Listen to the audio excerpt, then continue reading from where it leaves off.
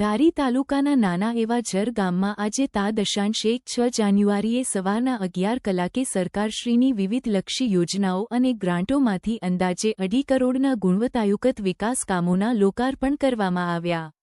ધારી તાલુકાના જર ગામના શિક્ષિત, લોકસાહિત્યકાર, બાહોશ અને નીડર સરપંચ શ્રી દિલાવરભાઈ લલિયાની વારંવારની રજૂઆતો અને મહેનત તેમજ ધારી તાલુકા પંચાયતના પૂર્વ સદસ્ય શ્રી અનવરભાઈ લલિયાના માર્ગદર્શન નીચે ગુજરાત સરકારશ્રીની સર્વે શિક્ષા અભિયાન સહિતની વિવિધ યોજનાની ગ્રાન્ટોમાંથી અંદાજે 2.5 કરોડ રૂપિયાના વિકાસના કામોનું લોકાર્પણ કરવામાં આવતા નાના એવા જર ગામના ગ્રામજનોમાં આનંદની લાગણી ફેલાણી હતી.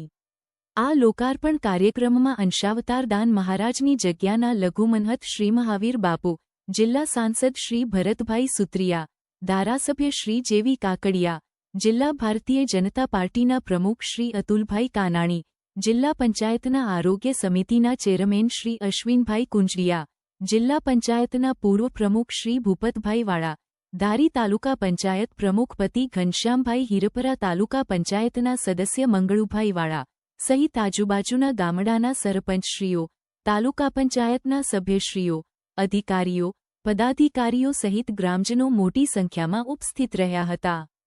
પ્રથમ ઢોલ નગારા સાથે ગામની નાની બાળાઓ દ્વારા કુમકુમ તિલકથી ઉપસ્થિત મહાનુભાવોનું સ્વાગત સન્માન કરવામાં આવેલ હતું. સરપંચ શ્રી દિલાવરભાઈ, અગ્રણી શ્રી અનવરભાઈ, પૂર્વ સરપંચ શ્રી રહીમભાઈ સહિતનાઓ દ્વારા ઉપસ્થિત મહાનુભાવોને શબ્દોથી અને પુષ્પમાળાથી સન્માનિત કરાયા બાદ શાળાની બાળાઓ દ્વારા સાંસ્કૃતિક કાર્યક્રમો રજૂ કરાયા હતા. પ્રસંગ ઉચિત મહાનુભાવોએ ઉદ્બોધન આપ્યા હતા. જરગામમાં ગુણવત્તાયુક્ત અને સુવિધાયુક્ત શિક્ષણ મળે તે માટે સુવિધાયુક્ત કોમ્પ્યુટર અને શેડ સહિતની શાળાનું બિલ્ડિંગ તેમજ પાણીની ટાંકી, પેવર બ્લોક રોડ, મૂંગા પશુ માટે પાણીની ટાંકી સહિતના લોક ઉપયોગી ગુણવત્તાયુક્ત કામોના લોકાર્પણનો કાર્યક્રમ રંગે ચંગે ઉજવાયો હતો. જર ગામના સરપંચ શ્રી દિલાવરભાઈ લલિયા અને અનવરભાઈ લલિયાના કાર્યની ઉપસ્થિત સહુએ પ્રશંસા કરી હતી. અંતમાં સરપંચ શ્રી દિલાવરભાઈ લલિયા અને શ્રી અનવરભાઈ લલિયાએ ઉપસ્થિત સૌનો આભાર વ્યક્ત કર્યો હતો. અંતમાં સહુએ સાથે બેસી સ્વાદિષ્ટ ભોજન પ્રસાદનો લાભ લીધો હતો. સ્ટેજ સંચાલન શિક્ષક શ્રી અતુલભાઈ સલખનાએ કરેલ હતું.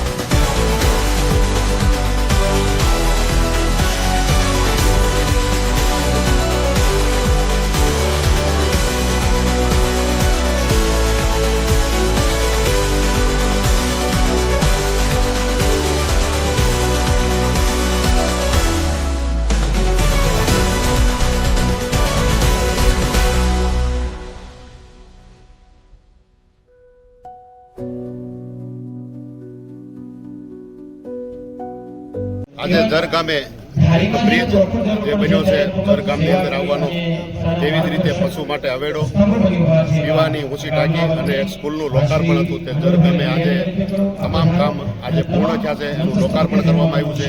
એટલે અમારી એક કહેવત છે કે અમે ખાતમુહૂર્ત કરી એનું લોકાર્પણ કરવી છે. તેનું આજે જે ખાતમુહૂર્ત કર્યું હતું એનું પણ લોકાર્પણ આજે ટૂંક સમયની અંદર શરૂ થયેલું કામ ટૂંક સમયની અંદર પૂરું કરી અને આજે ખુલ્લું મૂકવામાં આવ્યું છે. એ જે જર ગામનો કાર્યક્રમ હતો. આ ગામમાં ટૂંક સમયમાં 2.5 કરોડ જેટલું કામ થઈ ચૂક્યું છે, લોકાર્પણ પણ કરવામાં આવ્યું. બીજા ગામમાં પણ આવી રીતના થવું જોઈએ, શું શીખ લેવી જોઈએ સરપંચોને? નહીં, બધા ગામની અંદર આ રીતની ગ્રાન્ટ છે, તમે તપાસ કરજો. સરપંચ પાસે અટાણે આ સ્થિતિની અંદર 50 થી 60 લાખ રૂપિયા બધા ગામને જે અલગ અલગ યોજનાના નાણાં પંચના હોય, વિવેકાધીનના હોય, સાંસદની ગ્રાન્ટ હોય, ધારાસભ્યની ગ્રાન્ટ હોય, એમાં અલગ અલગ આપેલા છે. અને જે જરૂરિયાત હોય લગભગ ગામની અંદર તમે જુઓ એટલે મિનિમમ સરકારના રાજ્ય સરકાર કેન્દ્ર સરકારથી લઈ અને કરોડ, 1.5 કરોડ, 2 કરોડના કામ બધા ગામની અંદર છે. એક જે બ્રિજ છે એમાં જે બાજુમાં જે દિવાલ કરવાનું પણ આપે કંઈક જાહેરાત કરી છે. આ કોટેક્સ એને મેં જોયું કે આપણે શું છે મૂળ આપણે જમીન સાથે જોડાયેલા માણસો છે એટલે આપણને ખબર પડે કે આ પાણી આવે એટલે આ રોડને નુકસાની થાય તો એક પ્રોટેક્શન દિવાલ કરવી પડે એમ છે. તે પણ મેં રજૂઆત કરી અને એટલે તમને ખાતરી આપું છું એ મંજૂર જ થાય. જે રેલવેનો જો આપણો પ્રશ્ન છે એ ક્યારે અને કેવી રીતના ઉકેલવામાં આવશે? ટૂંક સમયની અંદર અમરેલીની અંદર 2 અંડરબ્રિજનું કામ થોડું બાકી છે, 10% જ બાકી છે. એટલે પૂરું થાય એટલે તરત જ ધારી સુધીની ટ્રેન શરૂ થઈ જશે. આશરે 2.25 કરોડ જેટલા કામોનું લોકાર્પણ કરવામાં આવ્યું, શું કહેશો? આજે ઝર ગામે વિકાસના કામો જે નવી ટીમ આવી છે, દિલાવરભાઈ ને આખી ટીમ, સરપંચ દિલાવરભાઈ અને એની ટીમ જે ખૂબ સારા કામ કર્યા છે છેલ્લા 6 મહિનામાં. 2.25 કરોડના જે કામોનું આજે લોકાર્પણ હતું.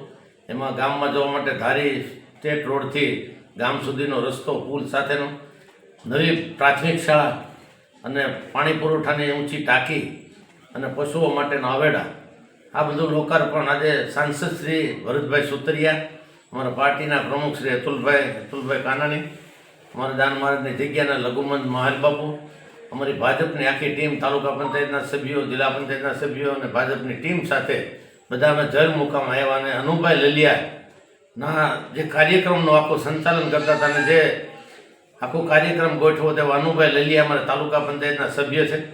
અને આની રાહબરી નીચે આજે ગામનો વિકાસ થઈ રહ્યો છે અને ખૂબ સારો વિકાસ જ્યારે કર્યો છે. ત્યારે દિલાવરભાઈ સરપંચ અને એની આખી ટીમને ખૂબ અભિનંદન આપું છું અને આવા વિકાસ કાર્યો કરતા રહ્યો એવી સૌને વિનંતી કરું છું.